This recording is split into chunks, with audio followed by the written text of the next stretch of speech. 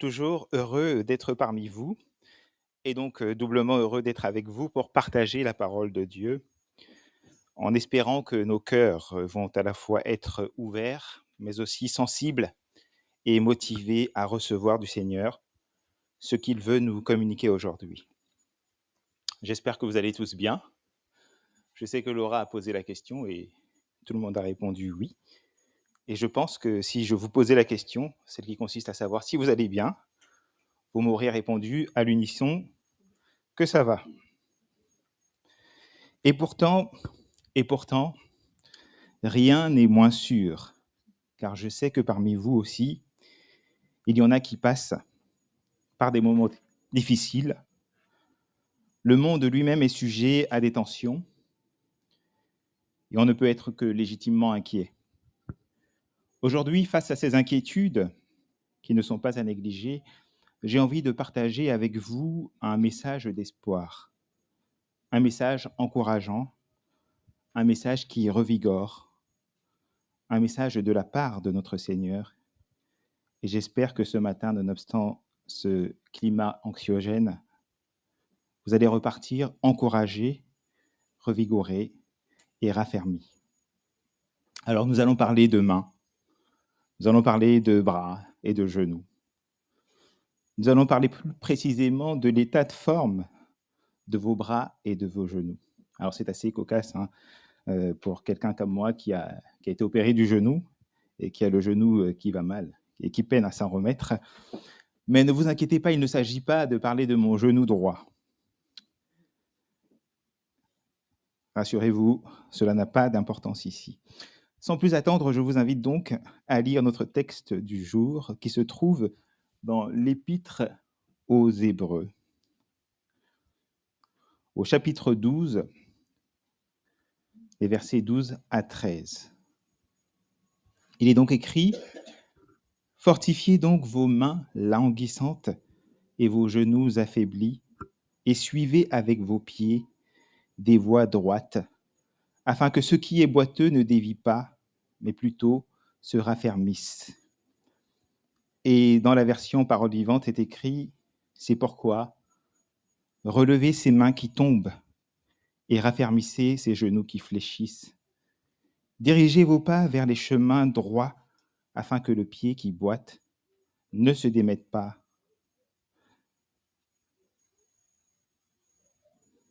complètement, mais qu'il guérisse plutôt. » Alors, l'auteur de cette épître, l'auteur de l'épître aux Hébreux, n'est pas mentionné.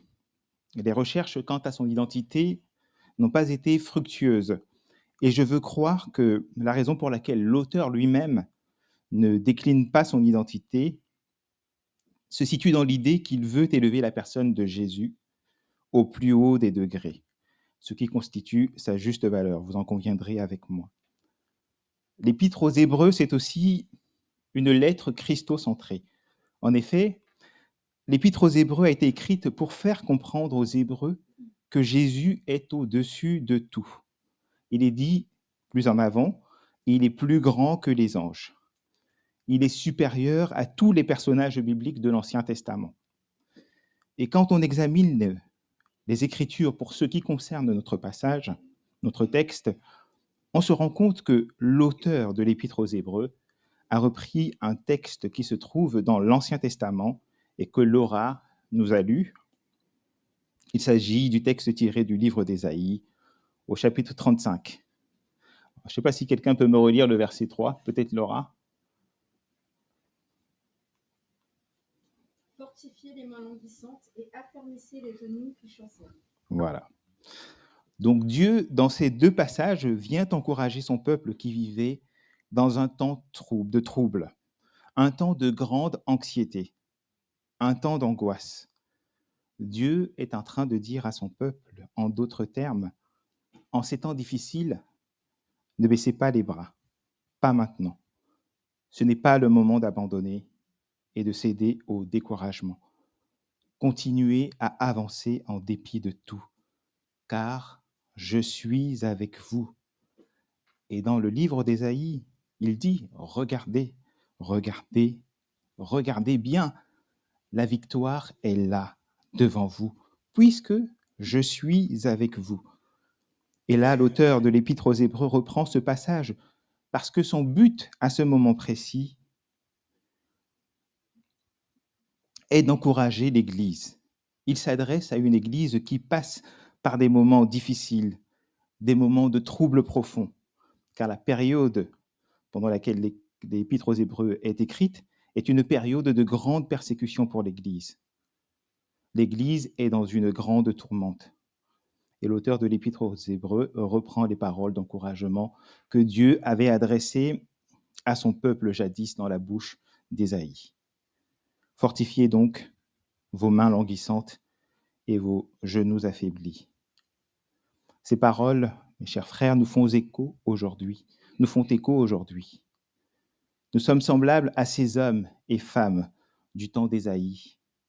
Nous sommes semblables à ces hommes et femmes du temps de l'Épître aux Hébreux, quand nous considérons bien. Nous vivons nous aussi dans un monde séculier, un monde qui ne cherche pas Dieu en général, un monde qui, je le dirais même, le vomit. Nous habitons un monde qui est troublé par les effets du péché. Puis il arrive parfois que ce trouble ne demeure pas externe. Il s'invite dans notre cœur. Il vient s'installer en nous. C'est la réalité de toute personne qui ne connaît pas Jésus-Christ.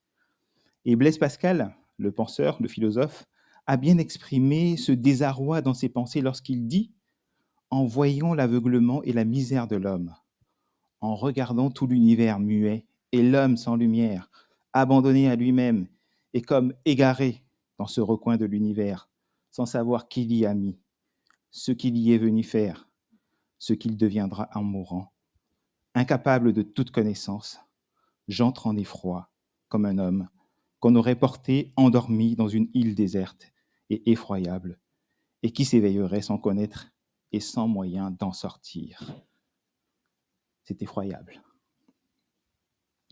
Donc nous n'avons donc rien à attendre de ce monde, car qu'est-ce que l'homme intelligent peut espérer du monde? Qu'est-ce que l'homme intelligent peut espérer du monde? Rien. C'est une idée absolument défaitiste, mais qui révèle ce que beaucoup de gens pensent. Peut-être que quand vous allumez la télé aussi, vous voyez toute cette violence, vous voyez des guerres, vous entendez parler de rumeurs de guerre, vous voyez des tueries, des agressions de policiers, vous voyez toutes sortes de choses. Vous arrivez à la conclusion qu'il n'y a pas de paix sur la terre. Alors, autant qu'un cœur en paix peut avoir un impact sur ces circonstances parfois, autant parfois des situations troublées deviennent troublantes. Il y a du trouble à l'extérieur et ce trouble s'invite à l'intérieur du cœur. Quand nous voyons les effets nocifs et dévastateurs du péché sur le monde, certains d'entre nous qui craignons Dieu, au milieu de ce monde qui ne craint pas Dieu, nous pouvons nous sentir découragés, languissants et chancelants.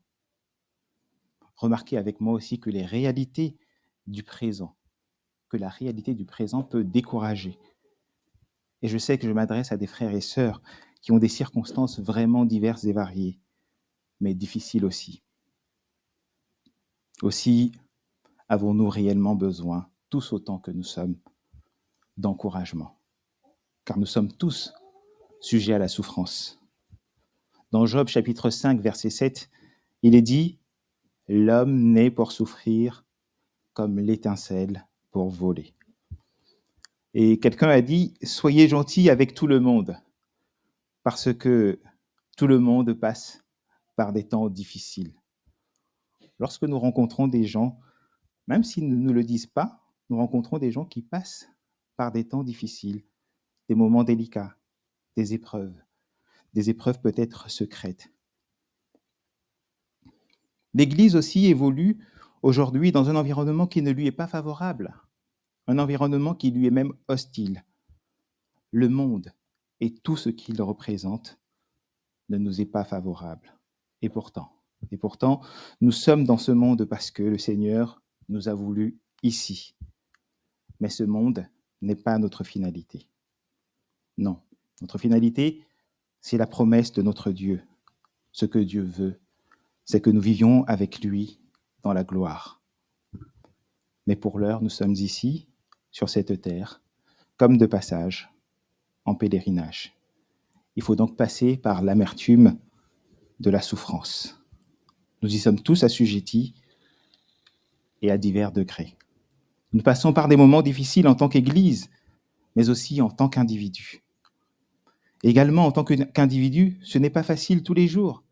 Il y a des jours avec et des jours sans. Il y a des jours où tout va bien et il y a des jours où rien ne va. Et malgré toutes ces difficultés, Dieu nous encourage à ne pas abandonner, mais à poursuivre la marche en nous fortifiant.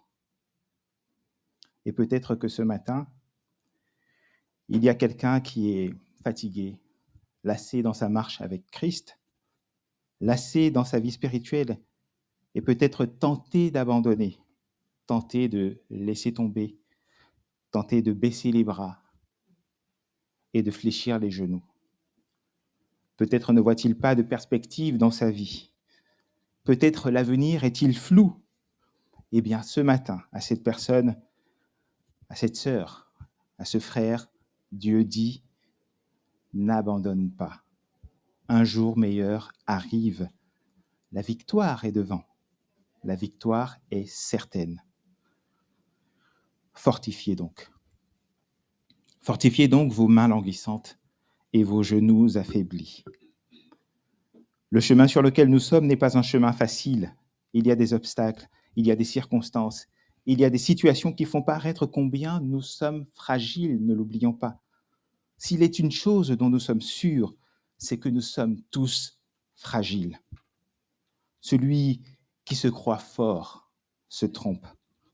Blaise Pascal, encore lui, déclare dans ses pensées « L'homme n'est qu'un roseau pensant, le plus faible de la nature. » Et la Bible déclare aussi,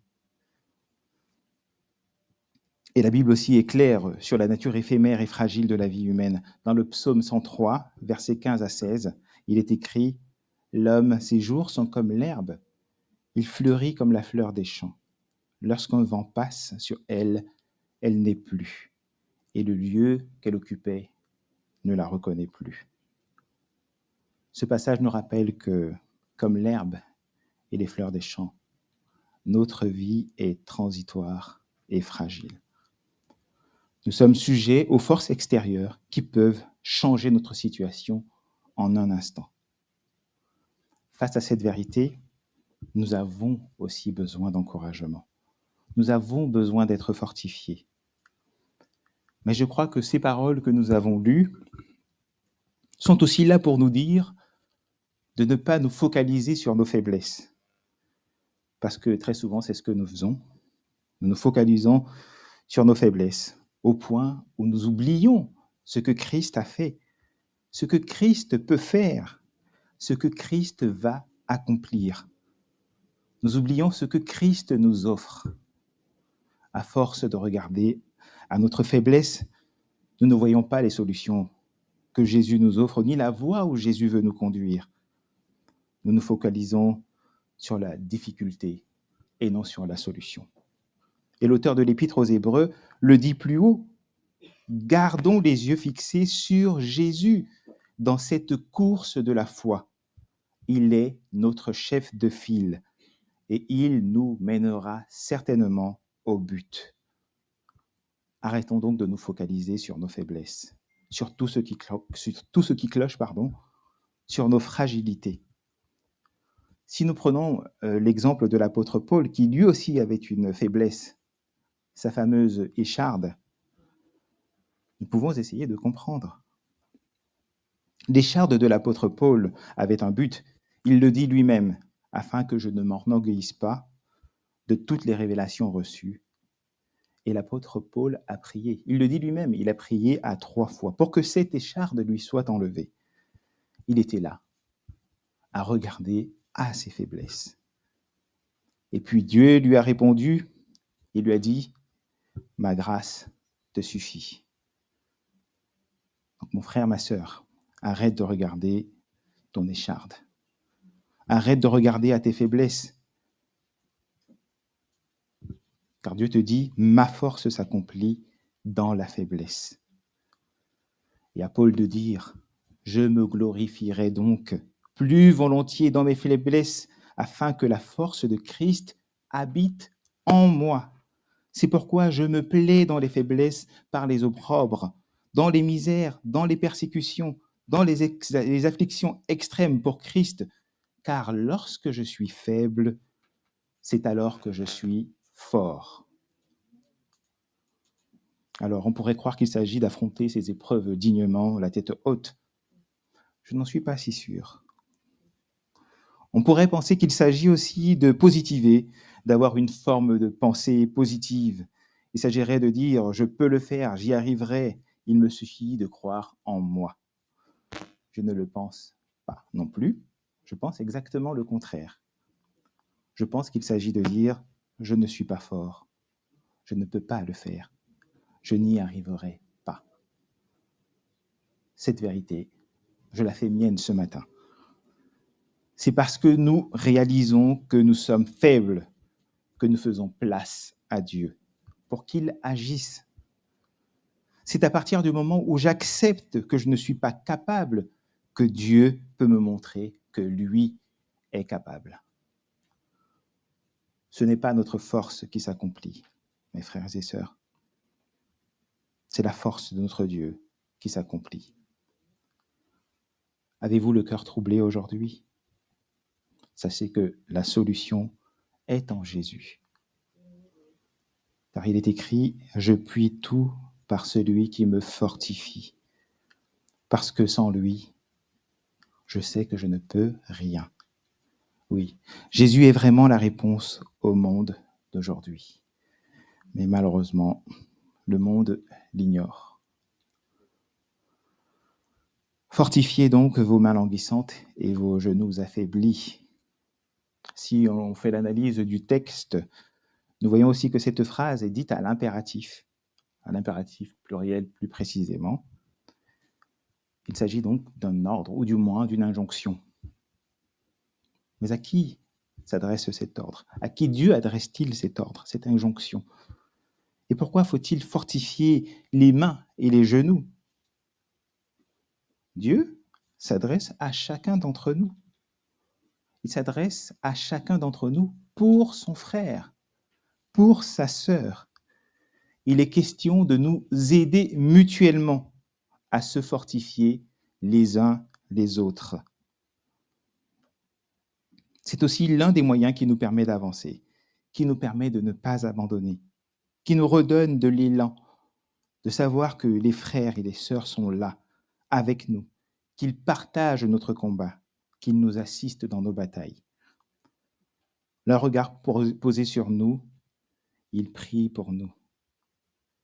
Et c'est aussi la pensée de l'auteur de l'Épître aux Hébreux, dans le chapitre 10, verset 25. Il dit « N'abandonnons pas nos assemblées comme certains ont pris l'habitude, mais au contraire, encourageons-nous les uns les autres. S'encourager les uns les autres, cela nous donne du courage de continuer le combat. » Et après tout, c'est un beau ministère de prendre le temps de voir ceux qui sont affaiblis, ceux qui sont découragés, de les encourager, de les affermir.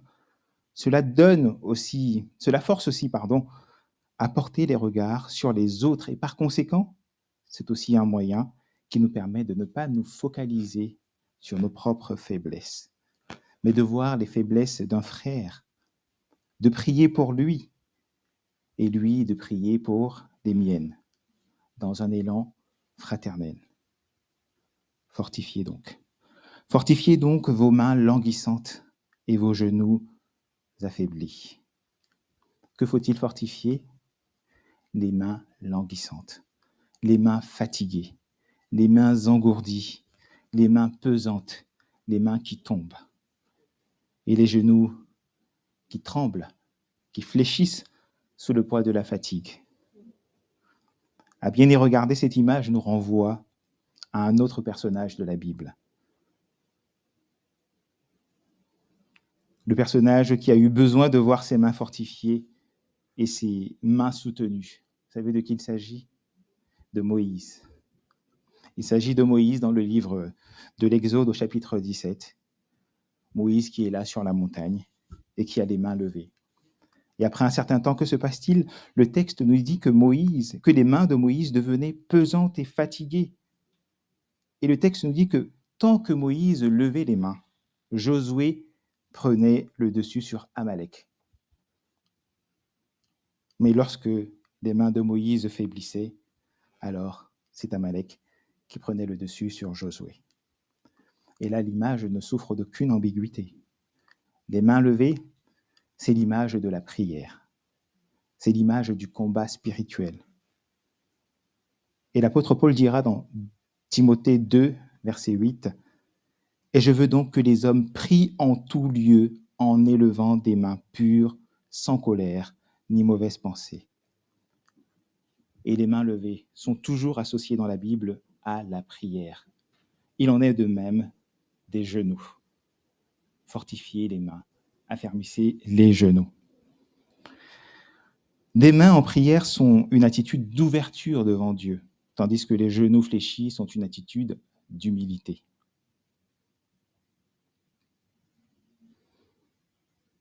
Lorsque l'on parle des genoux qui chancellent, cela veut dire que la prière de la personne dont il est question a perdu de sa force, a perdu de sa vitalité.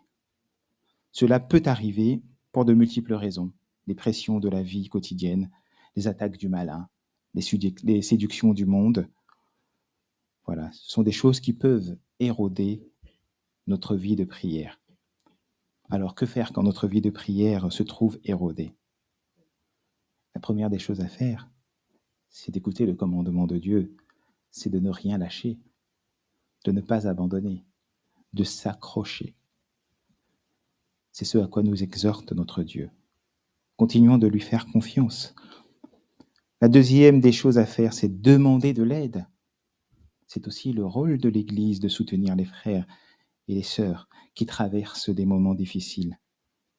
De même que Moïse lui-même a pu bénéficier de l'aide précieuse d'Aaron et de Hur, qui lui soutenaient les bras lorsque ses mains faiblissaient, de même avons-nous besoin d'aide lorsque nous faiblissons. Et il est dit dans la parole de Dieu que les mains de Moïse sont restées fermes grâce à Aaron et Hur. Comment se portent tes mains, mon frère, ma sœur? Comment se portent tes genoux? C'est ma question de ce matin. Si tes mains chancellent, si tes genoux faiblissent, n'abandonne pas. Ta vie en dépend, et la vie de tes proches. Comme pour Moïse, la vie de Moïse en dépendait, la vie du peuple en dépendait. Il n'y a rien d'humiliant à demander de l'aide, alors que ta vie de prière connaît une érosion. Aaron et Hur sont devenus partenaires de prière. Ils étaient attentifs aux besoins de Moïse. Et c'est ce à quoi Dieu nous appelle les uns les autres à vivre. Dieu nous appelle à nous soutenir, car il y a des frères et des sœurs qui sont dans des combats, qui ont besoin de nous. Dans cette course spirituelle, Christ est notre chef de file, mais nous sommes aussi unis en tant que partenaires, destinés à atteindre la victoire ensemble et à devenir ce que Dieu veut que nous soyons. Dieu veut que nous soyons véritablement son Église, avec le sens que cela comporte. Ensemble, avec détermination et foi. Si nos mains sont languissantes, redressons donc nos mains languissantes et raffermissons nos genoux affaiblis, suivant les sentiers droits, pour que notre marche glorifie notre Seigneur.